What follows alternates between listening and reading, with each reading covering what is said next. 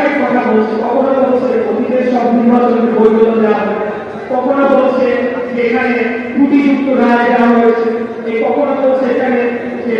সেটাকে পরিবর্তন করা হয়েছে, কখনো বলছে যেটা আমার বক্তব্যে ছিল যে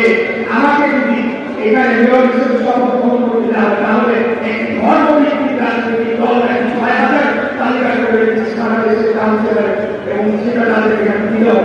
তো এই ধরনের কথা কনফ্লিক্টিং কথার মাধ্যমে বোঝা যায় যে আসল কারণ কিন্তু তারা বলতে চাচ্ছে না, আসল কারণ হল রাজনৈতিক কারণ, যে কারণে আমাকে আজকে এই শপথ গ্রহণ অনুষ্ঠান না করার মাধ্যমে প্রজ্ঞান করে আমি যেটা বলেছি উনি অবৈধ হাসিনা আমলের তাপসের নির্বাচন সেটিকে তারা বৈধতা দিয়ে যাচ্ছে। এই যে আমাদের ঢাকা দক্ষিণ সিটি কর্পোরেশনের যে রায় এবং সেটিকে কার্যকর পূর্ণাঙ্গভাবে কার্যকর করার জন্য যে বাধাগ্রস্ত করা হচ্ছে, এটার বিরুদ্ধে আমাদের যে আন্দোলন রয়েছে সেই অবশ্যই অবশ্যই চলমান থাকবে।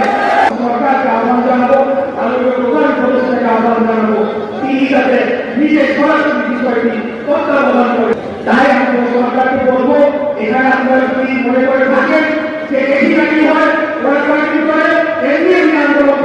তাহলে আপনারা ভোটার সরকার ভাস করতে অত্যন্ত ভুল জায়গায় আপনারা রয়েছে। আমি আবার আপনাদেরকে বিনীতভাবে অনুরোধ জানাবো যে নগরবাসী দুর্ভোগের কথা চিন্তা করে হলেও আপনারা দ্রুততম সময়ে এটা সুরাহা করেন, আমরাও চাই এটা সুরাহা করে